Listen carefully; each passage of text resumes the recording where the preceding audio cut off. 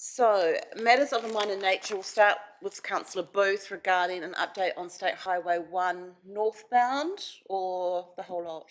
Yeah, I just really about the patches on the patches on the patches on State Highway 1 from pretty much right through, and obviously the showgrounds. I understand that they're going to be wanting to open in October, and I would have thought that perhaps there might have been some action on the new intersection. Thank you, So Councillor. and I mean obviously, they keep. I did read somewhere that they were going to delay until certain works were done, and perhaps those works are Rooney, what Rooney's doing at the moment by Supercheap there, which seems to have taken almost 6 or 7 months. I've got no idea what they're doing, but they seem to keep digging things up, putting things in the ground and taking them away, and then they dig another hole and they alongside where they just did it.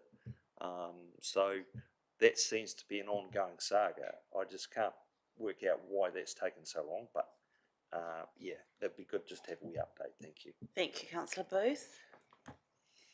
Okay, there's a number of projects there, and I'll try and go through them. Firstly, the state of the state highway, with the potholes on that. Yeah, there is. We have raised that with Waka Tahahi on it, and it is a money issue, a funding issue.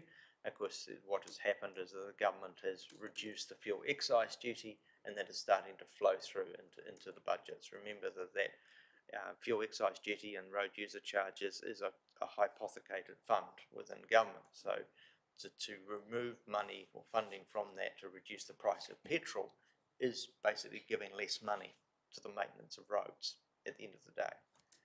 So it was originally going to be a reasonably short-term thing, about 3 months, but it's now been extended out into next year. So it's starting to have a significant impact on road funding. The other issue is the showgrounds in the intersection of Grants Road and State Highway 1 and the new road into the showgrounds.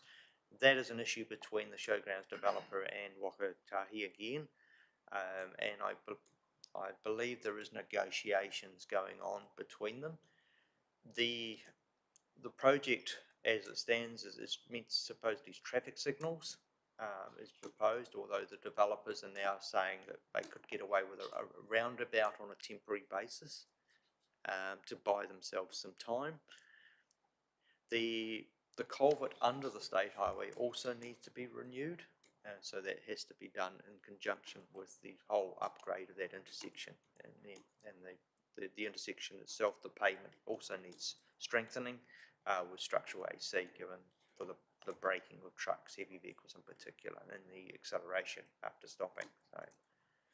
So that is a particular issue there. I'm not sure how those negotiations are going on and what progress is being made. The third one is Evan Street around Supercheap, and that is actually a council project, and that is renewal of sewer mains, stormwater mains, and water mains. So it's quite a substantial project. It's in excess of $1 million.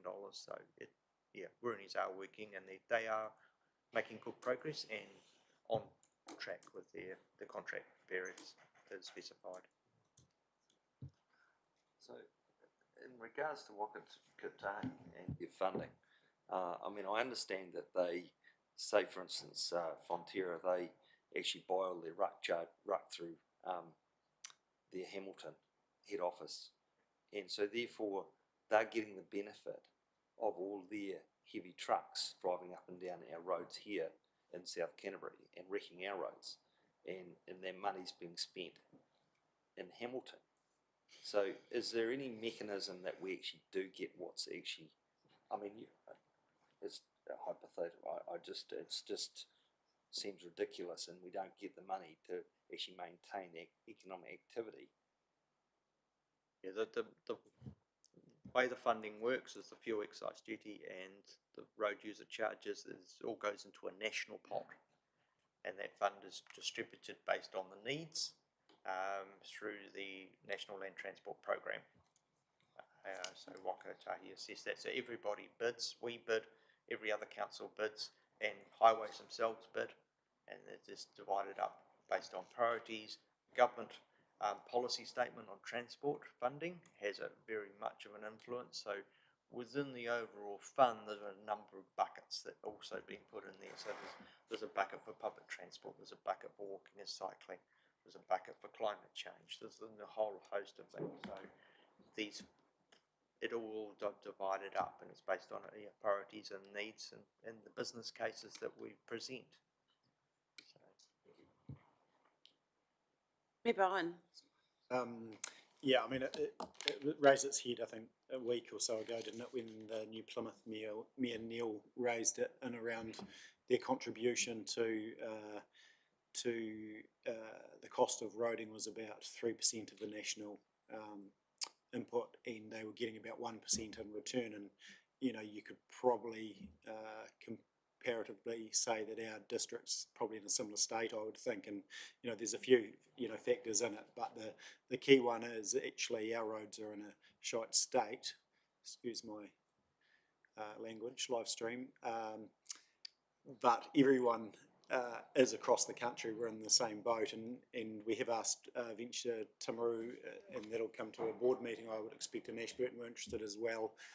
Just getting Infometrics to do some better data analysis around, you know, what we are paying and what we're getting back, because it's around that business case, and that's about, you know, supporting us being able to go to Wellington on the specific issue, but I think wider issues as well, and present. And we understand, of course, that the time is now to be doing that, because we're, you know, a year away from central government elections, and that's the time to influence and have various parties commit to more funding. But this is very much a nationwide issue, but I think that we need to be building that business case, because the funding model isn't working for us, and we're contributing to a pretty high degree, I believe, especially with the economy that's coming out of South Canterbury. Very good, thank you, Mayor Bowen. Councillor Pennington. Thanks for that detail, Andrew. One question, I guess, is so we don't have a date when they might repair Evans Street. Is that what you're saying? Yes, that's correct. Well, I suggest any Minister of Parliament that turns up, we bounce them down Evans Street and show them what's wrong. Absolutely. We have one tomorrow, so maybe we do a tour. We'll have the van ready outside. Local government minister, perfect. Councillor Oliver. Look, just a quick question to Mr Dixon. Just wondering when the siphon, there's some issues, ongoing issues still at the end of the sewerage line in Talbot Street. And I'm just wondering when the siphon is going to be done, and are there still some issues with Councillor the property Oliver, can I just stop you? We're just talking about, we haven't finished Councillor Booth's minor matter at the moment. We haven't closed that off. Oh. Sorry.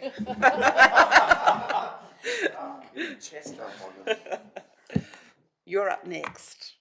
Okay, any further discussion regarding State Highway 1?